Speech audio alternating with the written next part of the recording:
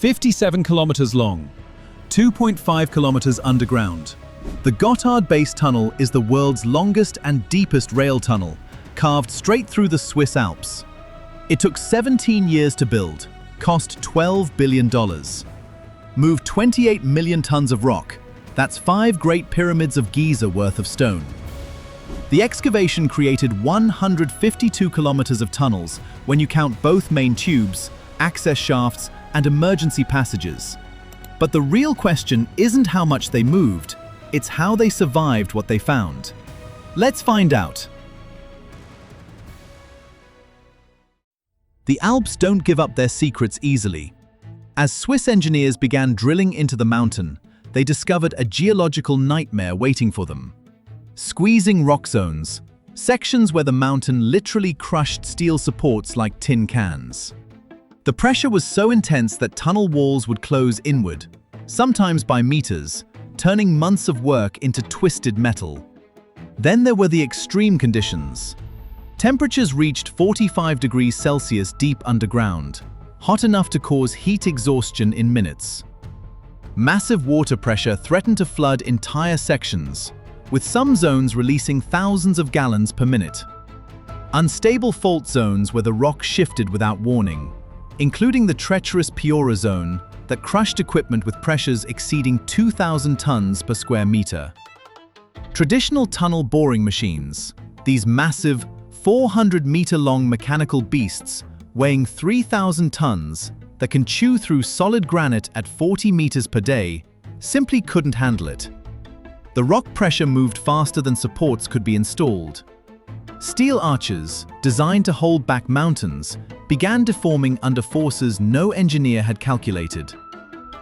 Picture this: you're 2 kilometers underground, and the tunnel you just spent months creating is slowly closing around your equipment.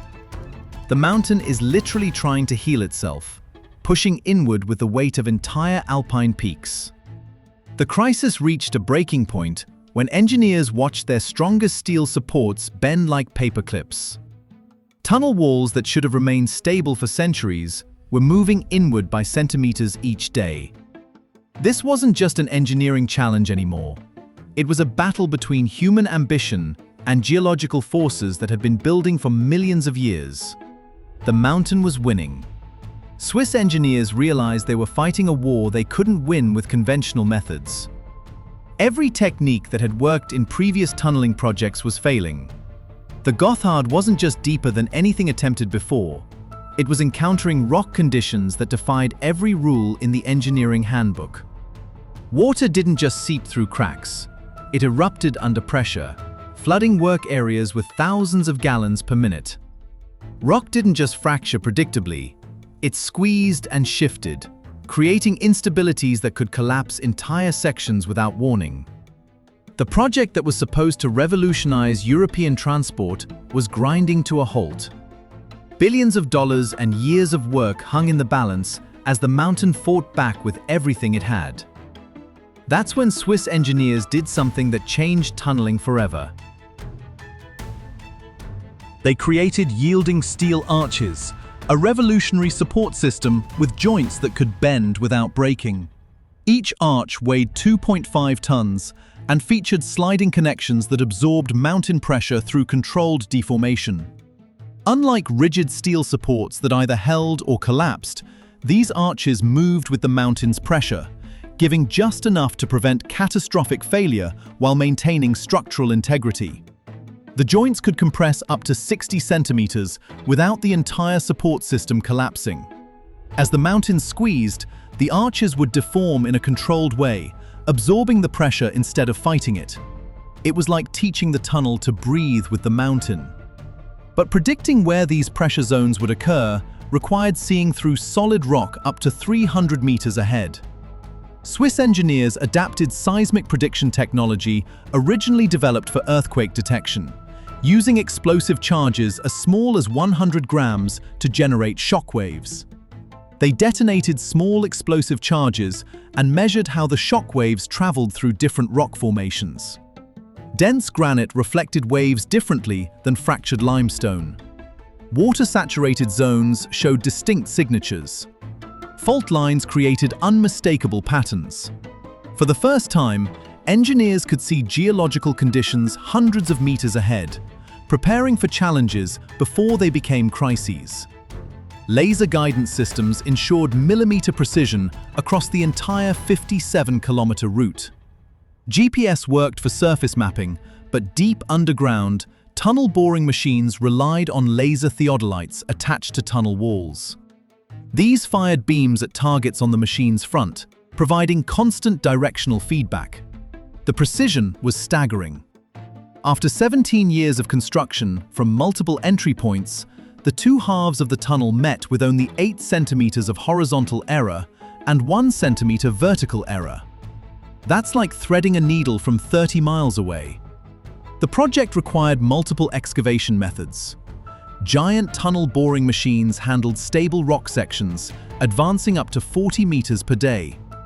These mechanical monsters measured 400 meters long, weighed 3,000 tons, and carried everything needed to bore and reinforce the tunnel simultaneously. For problem zones with squeezing rock, engineers reverted to drill and blast methods, using the new Austrian tunneling method. Specially designed 60-ton drilling rigs called jumbos could bore multiple 3-meter deep holes simultaneously, with each blast cycle advancing just 3 to 4 meters compared to the TBM's 40-meter daily progress. Modern emulsion explosives only became active when mixed at the rock face, making the process far safer than traditional dynamite. The breakthrough moment came on October 15, 2010. After 14 years of digging, boring, and blasting, a tunnel boring machine crashed through the final meters of rock. The two halves joined for the first time, creating an unbroken 57-kilometer passage under the Alps. Advanced ventilation systems learned from historic tunnel disasters. The 1999 Mont Blanc tunnel fire, which killed 39 people, shaped every safety decision. 2 emergency stations were built midway through the tunnel, equipped with 2.5 megawatt extractors that could suck toxic fumes out, while 5 megawatt inlet fans replaced them with clean air.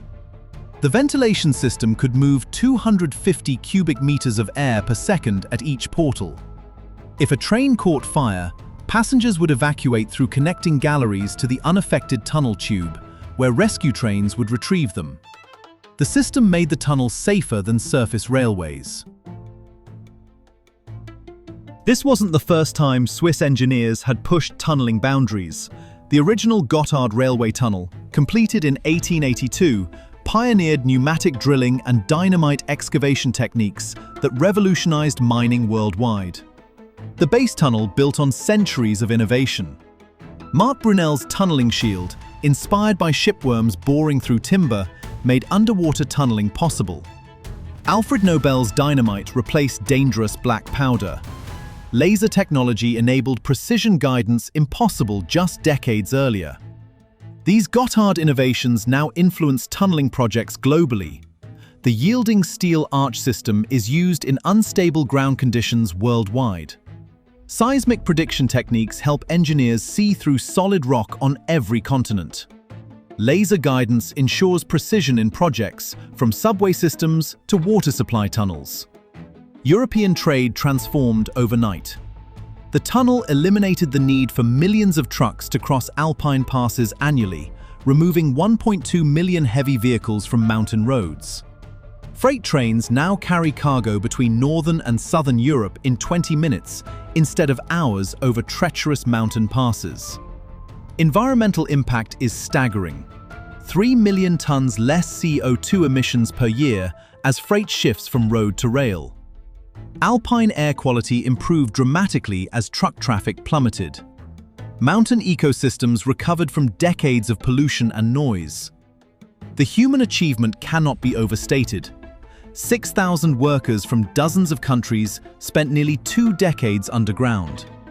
8 lives were lost during construction, a tragic reminder of the project's dangers. Entire careers were dedicated to this single tunnel. Families moved to Switzerland for the project. Children grew up hearing stories of the mountain that fought back.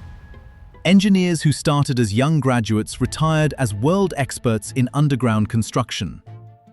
Switzerland built more than a tunnel.